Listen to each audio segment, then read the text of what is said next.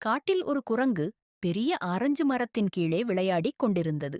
அப்போது அது ஒரு பென்சில் கண்டுபிடித்தது. அந்த பென்சில் ஒரு மாயம் போல ஜொலித்தது. இதுல என்ன மந்திரம் இருக்கு என்று குரங்கு நினைத்தது. அது பென்சிலால் ஒரு வாழைப்பழம் வரைந்தது.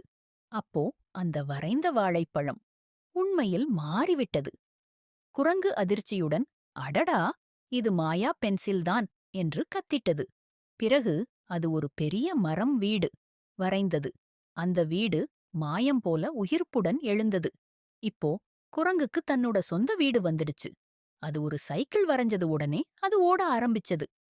குரங்கு அதில் ஏறி சிரித்தபடி முழு காட்ட சுற்றியது. அதுக்கு அந்த பென்சில் மீது காதல் வந்துடுச்சு.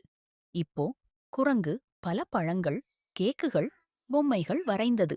அவையெல்லாம் உண்மையாய்ச் சாய்ந்தது. காடு முழுக்க மகிழ்ச்சி நிறைந்தது.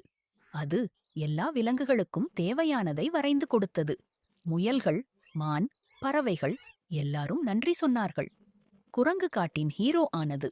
ஆனா கடைசியில் குரங்கு அமைதியாக அமர்ந்தது. கண்ணீர் வர ஆரம்பித்து. ஏனென்றால் யாரும் லைக்வும் சப்ஸ்கிரைப்வும் செய்ய